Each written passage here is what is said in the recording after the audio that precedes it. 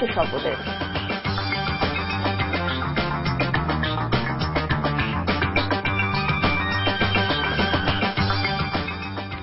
আসসালামু আলাইকুম, আমি জসিন্তা জিনিয়া স্বাগত জানাচ্ছি এনটিভির রাতের খবরে। AKSTMT বার শিরোনাম শুনছিলেন। এছাড়াও সেন্ট মার্টিন দ্বীপের তলদেশের প্রাণী এবং উদ্ভিদ নিয়ে রয়েছে রিপোর্ট। এবার পুরো খবর। যশোরের মনিরামপুরে জাতীয় সংসদের সরকার দলীয় হুইপ শেখ আব্দুল ওহাবের গাড়ি বহরে হামলা চালিয়ে 9টি গাড়ি জ্বালিয়ে দিয়েছে ক্ষুব্ধ এলাকাবাসী। এ সময় এলাকাবাসীর হামলায় উপজেলা চেয়ারম্যান, পানি উন্নয়ন বোর্ডের নির্বাহী প্রকৌশলী ও পুলিশ সহ আহত হয়েছেন অর্ধশতাধিক। যশোরের সাইফুল ইসলাম সজল ও খুলনার আবু তৈয়বের পাঠানো তথ্য ও ছবি নিয়ে দেখুন ডেস্ক রিপোর্ট। ক্ষতিপূরণ না পাওয়ায় বহুদিন ধরেই অভয়নগরের ভবদহ এলাকার বিলকপালিয়ার টাইডাল রিভার ম্যানেজমেন্ট TRM প্রকল্পের বিরুদ্ধে আন্দোলন করে আসছিলেন এলাকাবাসী। বিরোধিতা সত্ত্বেও এই প্রকল্প উদ্বোধন করতে শনিবার সকালে সেখানে যাচ্ছিলেন জাতীয় সংসদের সরকার দলীয় হুইপ শেখ আব্দুল ওহাব সহ ঊর্ধ্বতন কর্মকর্তারা। তাদের গাড়িবহর বিলকপালিয়ার কাছে পৌঁছালে হাজার হাজার এলাকাবাসী গাড়িবহরে হামলা চালিয়ে বহরের 9টি গাড়িতে আগুন ধরিয়ে দেয়। হামলাকারীদের ছোড়া ইটের আঘাতে অভয়নগর উপজেলা চেয়ারম্যান আব্দুল মালেক, পানি উন্নয়ন বোর্ডের নির্বাহী প্রকৌশলী মশিউর রহমান ও পুলিশ সহ আহত হয়েছেন অর্ধশতাধিক। এক পর্যায়ে হুইপ নির্ধারিত অনুষ্ঠানে যোগ না দিয়ে অভয়নগরে ফিরে যান। সেখানে পুলিশের ভূমিকায় ক্ষুব্ধ প্রতিক্রিয়া ব্যক্ত করেন তিনি। তারা অবাধে গাড়ি ভাঙচুর করে জ্বালায় পোড়ায় দিল, মোটরসাইকেল গাছ দিল, ইত্যাদি ইত্যাদি। এমনকি আমাকে আক্রমণ করলো। তখন এই পুলিশগুলো সব চলে গেছে। তখন আমার যে হাতে লোকগুলো ছিল ওরা মানব ঢাল তৈরি করলো। মানব ঢাল তৈরি করে আমাকে সেভ করলো, কিন্তু যারা মানব ঢাল তৈরি করলো সবাই কিন্তু কম বেশি আহত হয়েছে, কেউ গুরুতর আহত হয়েছে। আর পুলিশ বলছে কয়েক হাজার ক্ষুব্ধ জনতা সংঘবদ্ধভাবে এই হামলা চালায়।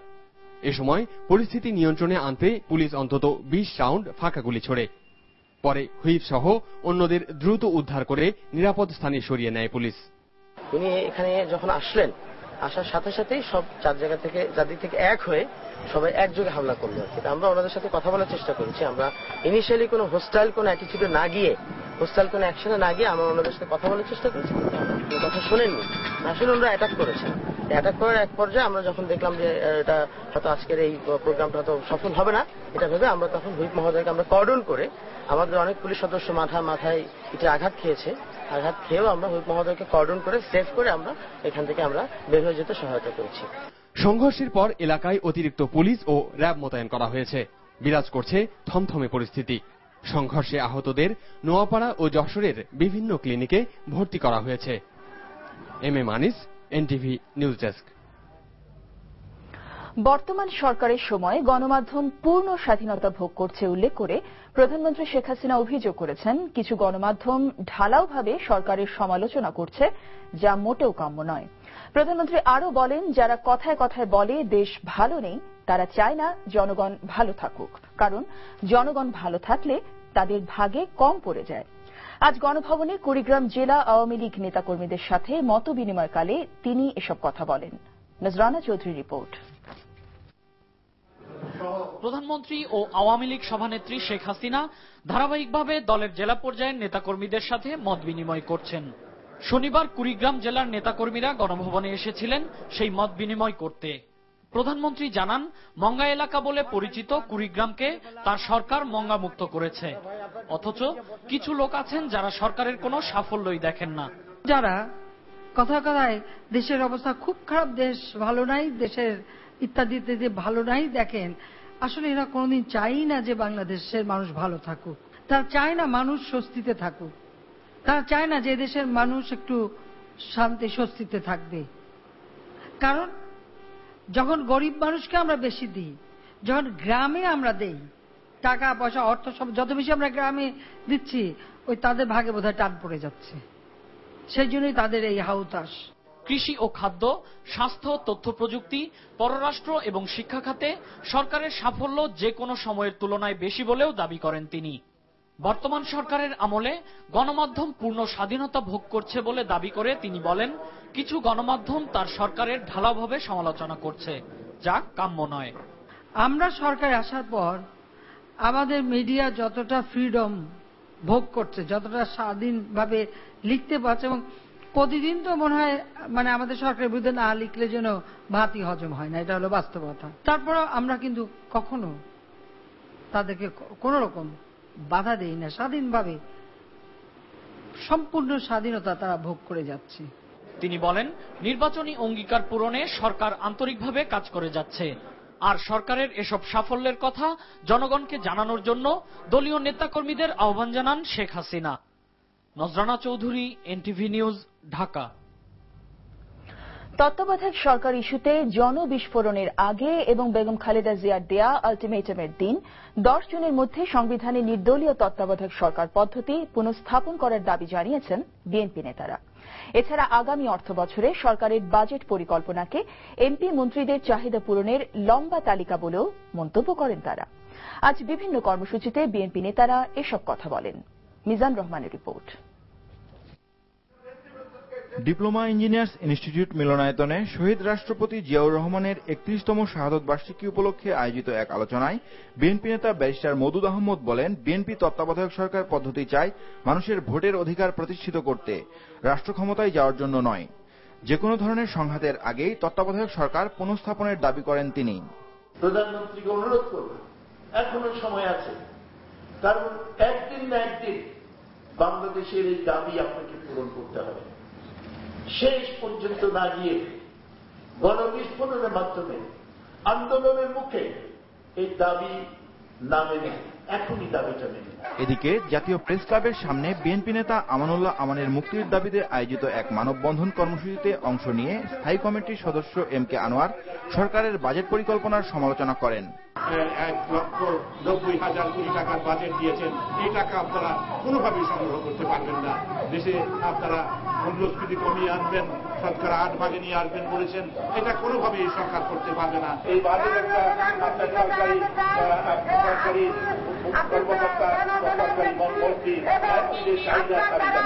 আরেক মানববন্ধন কর্মসূচিতে বিরোধী দলীয় চিফ হুইপ বলেন, আগামী 10 জুনের মধ্যে তত্ত্বাবধায়ক সরকার ব্যবস্থার দাবি মানা না হলে যে কোনো পরিণতির জন্য সরকারকেই দায়ী থাকতে হবে। এছাড়া বিকেলে ইঞ্জিনিয়ার অ্যাসোসিয়েশন অব বাংলাদেশ অ্যাব আয়োজিত আলোচনায় বিএনপি নেতারা গ্রেফতারকৃত সকল নেতার মুক্তি দাবি করেন। Mizan Rahman, NTV news, Dhaka. চট্টগ্রামে যুক্তরাষ্ট্রের 7ম নৌবহরের ঘাঁটি স্থাপন প্রসঙ্গে গণমাধ্যমে পরিবেশিত সংবাদকে ভিত্তিহীন এবং বানোয়াট বলেছে সরকার। পররাষ্ট্র মন্ত্রণালয়ের এক প্রেস নোটে জানানো হয়, ভারতের টাইমস অফ ইন্ডিয়ার বরাত দিয়ে বাংলাদেশের বিভিন্ন সংবাদ মাধ্যমে পরিবেশিত এই সংক্রান্ত খবরটি কল্পিত এবং অসত্য। বিষয়টি নিয়ে মার্কিন তরফে কোনো ব্যাখ্যা এখনো পাওয়া যায়নি, তবে সে দেশের প্রতিরক্ষা মন্ত্রী লিওন প্যানেত্তা জানিয়েছেন 2020 সালের মধ্যে মার্কিন নৌবাহিনী তাদের 60 ভাগ যুদ্ধ জাহাজ এশিয়ার প্রশান্ত মহাসাগরীয় এলাকায় মোতায়েন করবে। হাসান বাইজি জানাচ্ছেন বিস্তারিত। চট্টগ্রামে ঘাঁটি গাড়তে যাচ্ছে 7ম মার্কিন নৌবহর। টাইমস অব ইন্ডিয়া পরিবেশিত এই খবরের ভিত্তিতে শনিবার দেশের শীর্ষ গণমাধ্যমগুলো গুরুত্ব দিয়ে সংবাদটি প্রচার করে। তা কৌতূহলের সাথে সাথে উদ্বেগেরও জন্ম দেয় জনমনে। বিষয়টি সরকারের নজরে এলে এক প্রেস নোটের মাধ্যমে পররাষ্ট্র মন্ত্রণালয় জানায়, এটি কল্পিত, বানোয়াট এবং সম্পূর্ণ ভিত্তিহীন। প্রেস নোটে বলা হয়, সম্প্রতি বাংলাদেশ সফর করে যাওয়া মার্কিন পররাষ্ট্রমন্ত্রীর সাথে সরকারের কোনো পর্যায়ে নৌবহর স্থাপনের বিষয়ে কোনো আলোচনা হয়নি। হিলারির সফরের সময় স্বাক্ষরিত বাংলাদেশ মার্কিন পারস্পরিক অংশীদারি সংলাপ সংক্রান্ত চুক্তিটির উদ্ধৃতি দিয়ে প্রেস নোট জানায়, এটি 7ম নৌবহর স্থাপন নয়, বরং সকল বিষয়ে দুদেশের মধ্যে বার্ষিক সংলাপের জন্য প্রাতিষ্ঠানিক কাঠামো গঠনের জন্য স্বাক্ষরিত হয়েছে।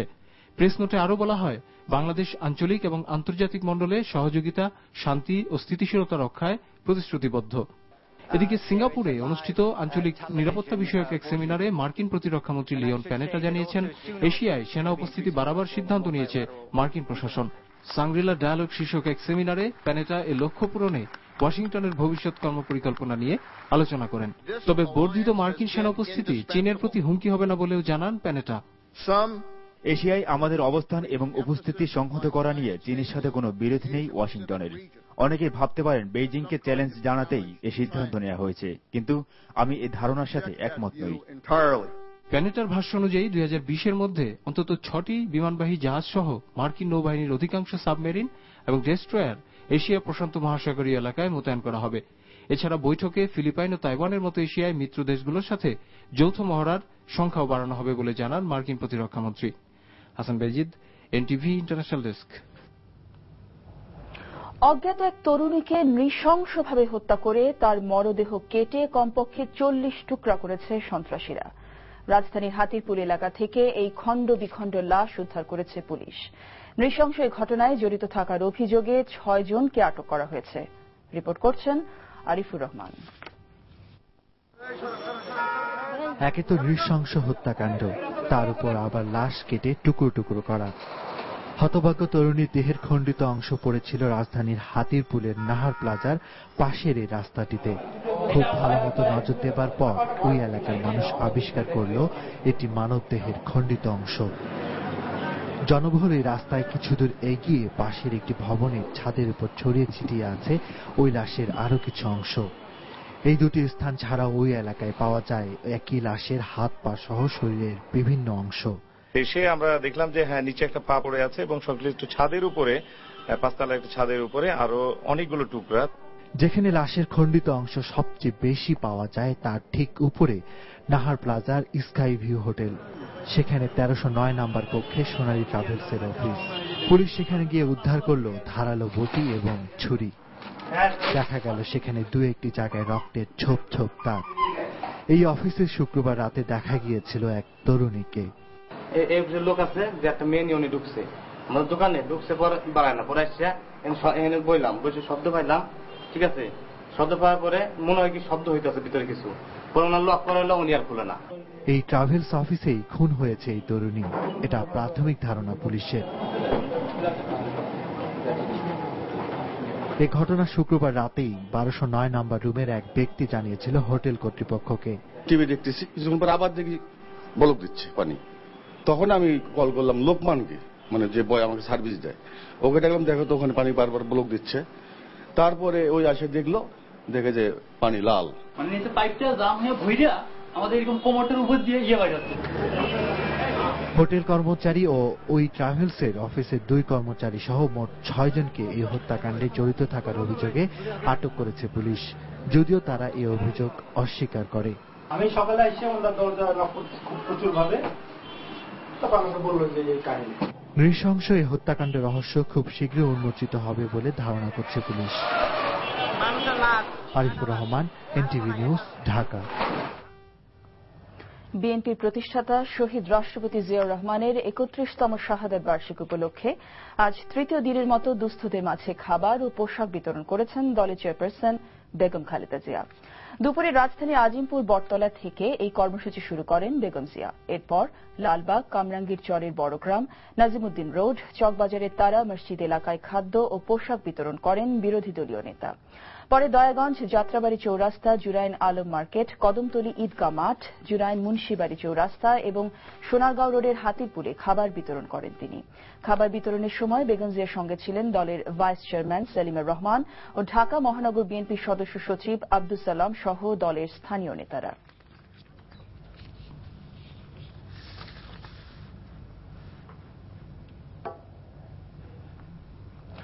গণভবনে শিশুদের ভিটামিন এ ক্যাপসুল ও কৃমিনাশক ওষুধ খাওয়ানোর মধ্য দিয়ে প্রধানমন্ত্রী শেখ হাসিনা জাতীয় ভিটামিন এ প্লাস ক্যাম্পেইন দিবসের উদ্বোধন করেন। সারা দেশে 6 মাস থেকে 5 বছর বয়সী শিশুদের ভিটামিন এ ক্যাপসুল এবং 2 থেকে 5 বছর বয়সীদের খাওয়ানো হয় কৃমিনাশক বড়ি। এই ক্যাম্পেইনের আওতায় এবার 2,20,00,000 শিশুকে ভিটামিন এ ক্যাপসুল এবং 1,90,00,000-এরও বেশি শিশুকে খাওয়ানো হবে কৃমিনাশক বড়ি। এর আগে ভিটামিন এ প্লাস ক্যাম্পেইন দিবসের উদ্বোধনী অনুষ্ঠানে প্রধানমন্ত্রী শিশুদের টিকাদান নিশ্চিত করতে অভিভাবকদের প্রতি আহ্বান জানান। তিনি বলেন, দেশের উন্নয়নে ভবিষ্যৎ প্রজন্মের স্বাস্থ্য সেবা নিশ্চিত করতে সবাইকে এগিয়ে আসতে হবে।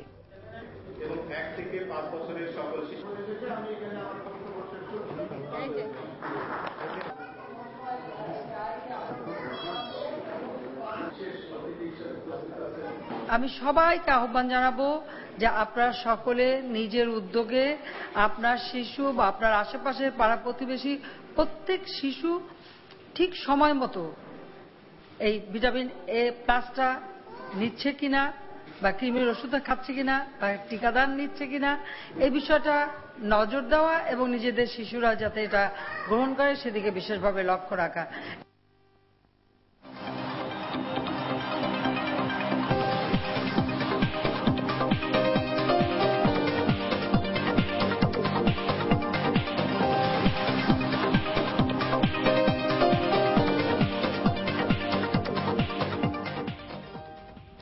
গেল কয়েকবারের মতো আসছে বাজেটেও বরাদ্দ পাবার ক্ষেত্রে সামনের দিকেই থাকছে বিদ্যুৎ খাত।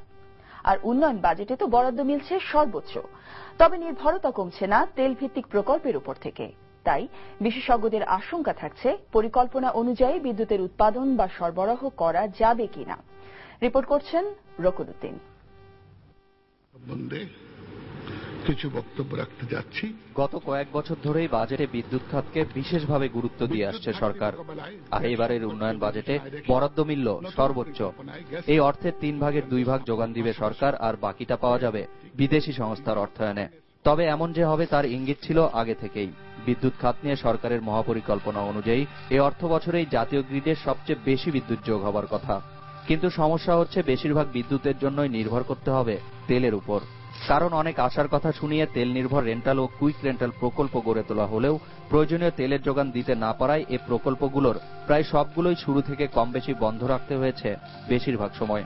তাই এবছরও সরকারের দেয়া হিসেব মতো বিদ্যুৎ পাওয়া যাবে কিনা সে বিষয়ে সংশয় আছে বিশেষজ্ঞদের। আর তেলের কারণেই থাকছে আবারও বিদ্যুতের দাম বাড়ার শঙ্কা। তেলের মূল্যের সাথে সাথে এটার মূল্য বাড়ছে, সামনে আরো দাম বাড়তে পারে বিদ্যুতের। এটা জ্বালানি দামের উপর অনেকখানি নির্ভর করবে। যে 300 বা তার অধিক মেগাওয়াটের বড় প্রকল্পগুলোর কাজ শুরু হলে বিদ্যুতের দামের সাথে সাথে যোগানটাও খানিকটা মিটত।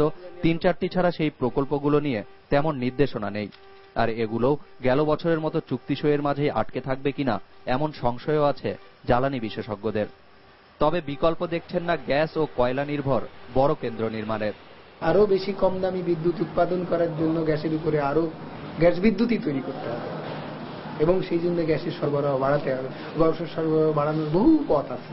প্যারালালি দীর্ঘমেয়াদী বিদ্যুৎ পরিকল্পনার জন্য কয়লাতে যেতে হবে এবং সেই কয়লা ইম্পোর্ট এবং নিজস্ব কয়লা কম্বিনেশনে কয়লা সরবরাহ নিশ্চিত করে বিকল্প জ্বালানির সংস্থান অন্তত 2030 সাল নাগাদ একটা স্থায়ী সলিউশনে আসতে হবে। এবার জোর দেওয়া হয়েছে সঞ্চালন লাইন স্থাপনের ওপর। থাকছে 15টি প্রকল্প। পল্লী বিদ্যুতের উন্নয়নেও আছে 60টি প্রকল্প, যার মধ্যে 18 লাখ নতুন সংযোগ দেওয়ারও কথা রয়েছে। বিষয়টিকে সাধুবাদ জানালেও অর্থনীতিবিদরা সমস্যা দেখছেন ভিন্ন জায়গায়। প্রকৃত বিদ্যুৎ প্রবাহ কম থাকার কারণে চাহিদার তুলনায় এবারও কিন্তু আমাদের বিনিয়োগকে নেতিবাচকভাবে প্রভাবিত করেছে, অর্থাৎ বিনিয়োগ কম হয়েছে। এবং একই রকম ভাবে আগামী অর্থ বছরে যদি এবারের চেয়েও যদি প্রবৃদ্ধির হার বেশি করতে চাই, 6.23 থেকে আমরা 7.23, আরো 1% বৃদ্ধি বেশি করতে চাই, তাহলে বিদ্যুৎ সরবরাহকে নিশ্চিত না করে কৃষি বলেন, শিল্প বলেন কি সেবা খাত বলেন, কোথাও এই 7.2% অর্জন করা সম্ভব না। সাথে সাথে এমন লোডশেডিং এর ভোগান্তি এবছর মিটবে কিনা সেদিকেও চোখ সাধারণ মানুষজনের। সব মিলে এবারের বাজেট বাস্তবায়নেও আগের বছরের সমস্যাগুলোকেই চ্যালেঞ্জ হিসেবে দেখছেন বিশেষজ্ঞরা। Rokunuddin, NTV news, Dhaka. এবার সেন্ট মার্টিন দ্বীপ নিয়ে রয়েছে একটি ভিন্ন রকমের রিপোর্ট। সেন্ট মার্টিনের অপার সৌন্দর্য উপভোগ করতে গিয়ে মানুষ যে দ্বীপটিকে ধ্বংসের দ্বার প্রান্তে নিয়ে যাচ্ছে তা কজনই বা জানেন। দ্বীপটির উপরিভাগের মতো তলদেশে প্রাণী এবং উদ্ভিদ জগতও আজ হুমকির মুখে। তাই বিশেষজ্ঞরা সব ধরনের স্থাপনা তৈরি বন্ধ আর পর্যটন নিয়ন্ত্রণে নীতিমালা তৈরির তাগিদ দিয়েছেন। দেখুন আহমেদ পিপুলের ধারাবাহিক প্রতিবেদনের শেষ পর্ব। ভূতত্ত্ববিদদের মতে হাজার হাজার বছর আগে পৃথিবীর বর্তমান ভূকাঠামো তৈরির এক পর্যায়ে টেকনাফ পাহাড়েরই একটি অংশ সমুদ্রে দেবে গিয়ে সেন্ট মার্টিনের জন্ম।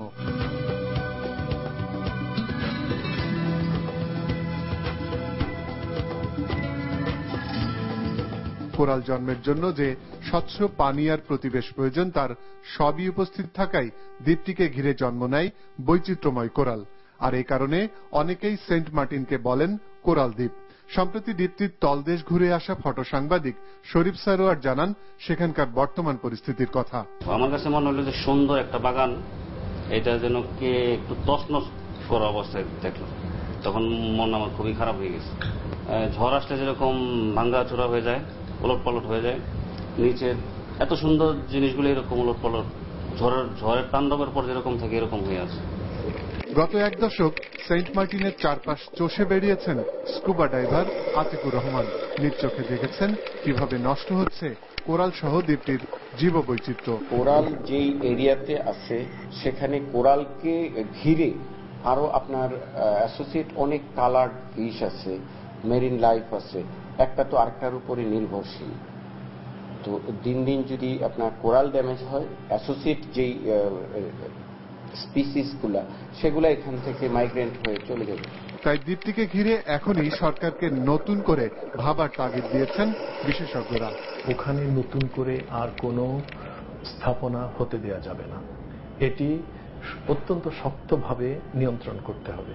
তারপরে পর্যটন যে ওখানে গড়ে উঠেছে তার একটি নিয়ন্ত্রণ করার জন্য একটি নীতিমালা থাকা প্রয়োজন, এবং পর্যটকদের যে সংখ্যা বছরের কোনো না কোনো সময় দেখা যায় ওখানে এত অধিক মাত্রায় পর্যটক গিয়ে পৌঁছেন, অনেক সময় দ্বীপেই সংকুলন করা সম্ভব হয় না। একই সাথে সেন্ট মার্টিনের অপার সৌন্দর্য রক্ষায় পর্যটন ব্যবসায়ীদের নতুন করে ভাববার পরামর্শ দিয়ে বিশেষজ্ঞরা আহ্বান জানিয়েছেন দ্বীপটি থেকে কেউ যাতে কোনো কিছু না আনেন।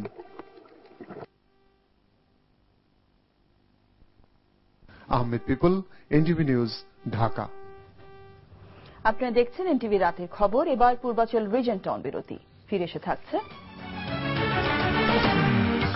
বিদেশি কোম্পানিকে সুযোগ দেওয়ার আগে দেশি কোম্পানির স্বার্থ দেখার আহ্বান আবাসন ব্যবসায়ীদের। দুর্নীতিবাজ কর্মকর্তা কর্মচারীর কারণে নাগরিকদের শতভাগ পানি দেওয়া যাচ্ছে না, স্বীকার করলেন ওয়াসার এমডি।